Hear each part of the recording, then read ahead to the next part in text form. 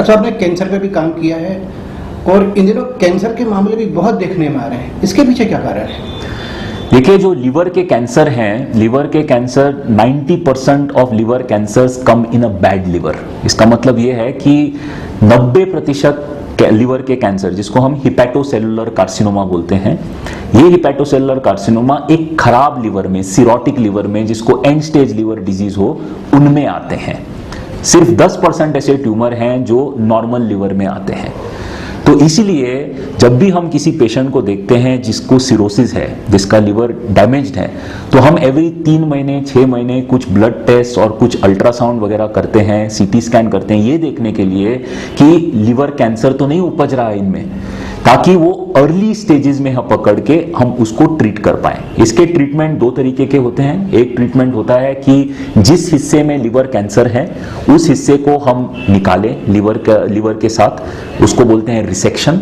और दूसरा है लिवर ट्रांसप्लांटेशन, जो एक्चुअली बेस्ट ट्रीटमेंट है। इसलिए है क्योंकि जैसे मैंने आपको बोला, कैंसर इसीलिए पैदा हो रहा है क्योंकि लिवर खराब है। तो आप कैंसर के साथ साथ पूरे लिवर को बाहर निकाल रहे हो इन लिवर ट्रांसप्लांट, और एक नए लिवर को अंदर डाल रहे हो डोनर से। इसीलिए उसका इलाज सबसे बढ़िया लिवर ट्रांसप्लांटेशन से है।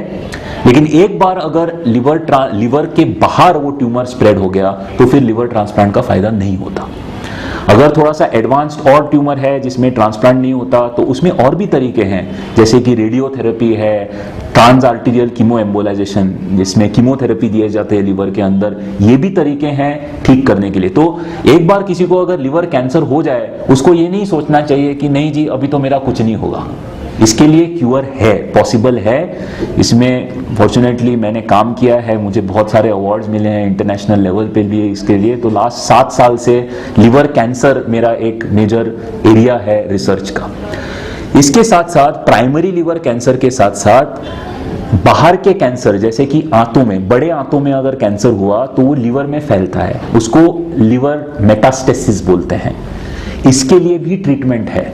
ऐसा नहीं है कि जैसे कि ब्रेन में स्प्रेड हो गया तो शायद हम बोलते हैं कि ये तो ट्रीटेबल नहीं है, बोन में स्प्रेड हो गया ये ट्रीटेबल नहीं है। लेकिन अगर बड़ी आंत का कैंसर लिवर में स्प्रेड हो गया तो कीमोथेरेपी से और सर्जरी से इसको पूरी तरीके से नष्ट किया जा सकता है।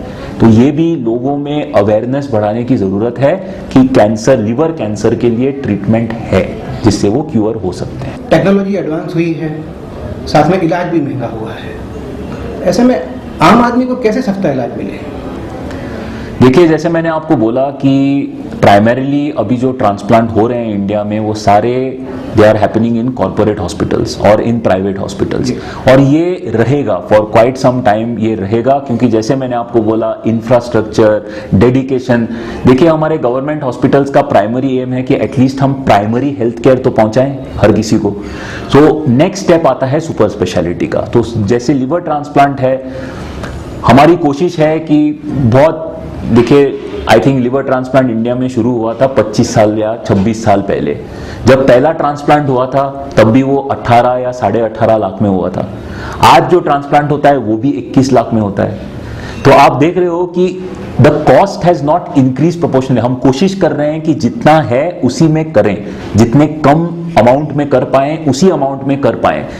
इसमें कोई खर्चा डॉक्टरों का या फिर सर्जन का बहुत ज्यादा खर्चा नहीं होता। ये इतना कॉम्प्लेक्स ऑपरेशन है कि सिर्फ ट्रांसप्लांट करने में ही, टेक्निकली उसको करने में ही इतना खर्चा आता है। तो इसीलिए इसका खर्चा और कम करना बहुत ही मुश्किल है। लेकिन अगर गवर्नमेंट हॉस्पिटल्स में, देखिए इसके लिए गवर्नमेंट के लिए फंडिंग भी बहुत चाहिए होगी। एक सर्जरी के लिए अगर गवर्नमेंट सोचे कि हमें 20 लाख रुपए स्पेंड करने हैं तो बहुत सोचेगा। Rather than looking at super speciality, they first have to think of primary health care. तो इसीलिए अगर ये ऑर्गन ट्रांसप्लांट सेंटर्स बने इंडिया में, और अगर that much amount of money अगर वो डेडिकेट कर पाए ऐसे ऑर्गन ट्रांसप्लांट सेंटर्स के लिए गवर्नमेंट ऑफ इंडिया, तो फिर हाँ, लोगों के लिए ये इलाज थोड़ा सा कम या चीपर हो सकता है। डॉक्टर साहब, फ्रांस में भी रहे हैं, तो वहाँ के अनुभव कैसे रहे आपके? देखिए जी, फ्रांस एक ऐसी जगह है जहाँ से ऑल ओवर द वर्ल्ड जो बेस्ट लिवर ट्रांसप्लांट या लिवर सर्जरी के जो सर्जन्स हैं वो फ्रांस से they have had their education, because वहाँ स्किल लेवल और expertise in liver surgery is very very high.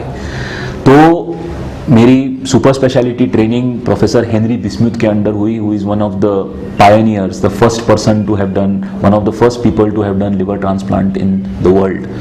सो वहाँ बहुत कुछ सीखने को मिला in terms of surgical skill in liver surgery. देखिए लिवर एक बहुत कॉम्प्लेक्स ऑर्गन है, तो इसमें everything has to do with surgical skill, कि आप कैसे वेसल्स को टैकल करते हो, कैसे ब्लड वेसल्स को, कैसे बाइल डक्ट्स को टैकल करते हो, कैसे इस एरिया को ट्रीटमेंट कैसे करना है, सर्जिकली कैसे एक्सेस करना है, वो करते हो। So surgically I have learned a lot from France, जिससे मैं अब यूज कर रहा हूँ यहाँ इंडिया में। इन एडिशन टू दैट सही पेशेंट को कैसे सिलेक्ट करना फॉर ट्रांसप्लांट, ताकि आपको रिजल्ट हमेशा अच्छा मिले, और कैसे एट द सेम टाइम कौन से वो पेशेंट होते हैं जिनको आपको सर्जरी करनी नहीं चाहिए। ये एक सीख बहुत इंपॉर्टेंट है लिवर सर्जरी में, जो मुझे लगता है कि मैंने सीखी है और इम्बाइब की है फ्रांस में से। देश दुनिया से बात करने के लिए डॉक्टर साहब बहुत बहुत धन्यवाद। बहुत धन्यवाद जी।